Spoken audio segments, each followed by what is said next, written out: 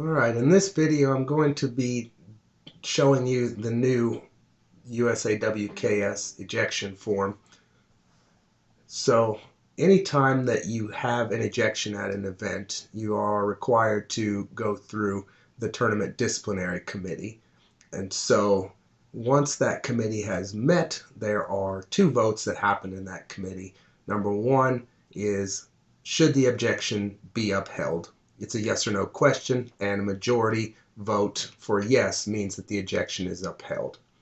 If the ejection is upheld, then the committee needs to discuss what additional sanctions, if applicable, should be applied to that individual.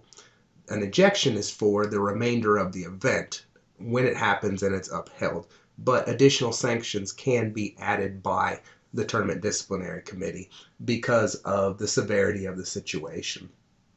The discretion of whether to add additional sanctions is completely up to the disciplinary committee. It can be of essentially any length.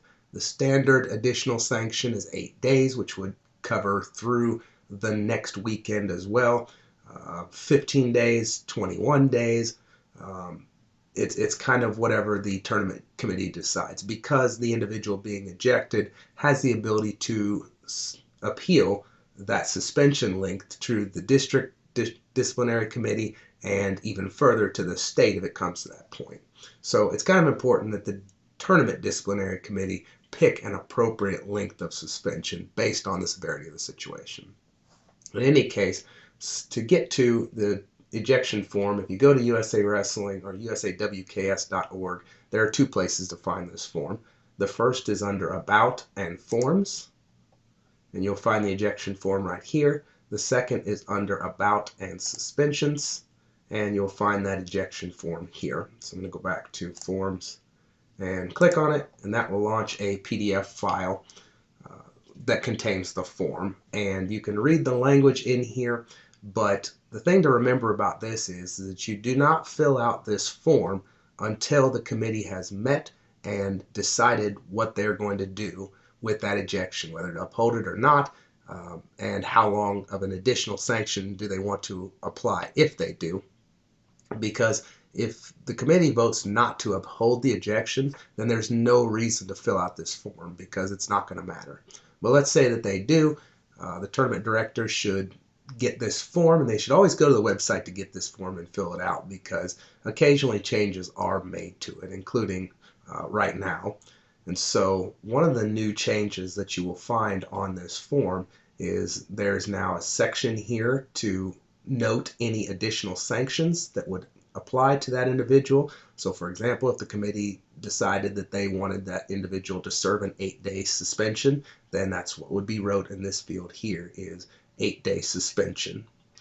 The next line is the official signature, and that's not anything new there. This is the signature of the person who actually did the ejection, who issued the ejection. And I'll come back to this in a second, because the next line down is the head official's signature. Since the head official is part of the disciplinary committee, it's kind of important that they have their signature and name on here. Now, I'll go back to official signature here. If it's the head official who did the ejecting here, then there's no reason for them to put their name on here twice. It'll be evident that that's the person who issued the ejection if it's just the head official's signature on here. Next up is the tournament director. Their signature needs to go here. And then we have the two carded or certified coaches that have to be part of that tournament committee as well. Because the bylaws read that it should be two certified coaches in good standing to be part of this committee. And those two coaches have to be two individuals that are not tied to the individual being ejected. So in other words, if a kid from Club A is the one who's potentially being ejected, then we don't want a coach from that club to be part of that committee, in which case the tournament director just needs to find a third coach that's not tied to that individual to step in as the second one. But either way, these two lines here are new as well, so we need those two individual signatures there. Also new on this form is this printed section here. So what we need here is the actual printed out name of the individual, because what I found in the past is that people would put their signature on there, and some of them I could actually read and understand who it was, some of them I could not. So now we have a printed signature here, a printed name, and then we need that signature there. Okay, everything else about this form is pretty much standard in how it was in the past. Up here in the comments section is where the official who issued the ejection would outline the situation, what happened, and what action they took. It's important to be detailed enough so that we can get an idea of what all happened, but you don't have to editorialize it. You don't have to put down what you think somebody did or anything like that. Basically, just the facts and what actions you took. And generally speaking, the action taken is an ejection was issued. What you can do is, if you run out of space on the front here, you can turn this form back to the back, which is blank, and you can continue on the back there.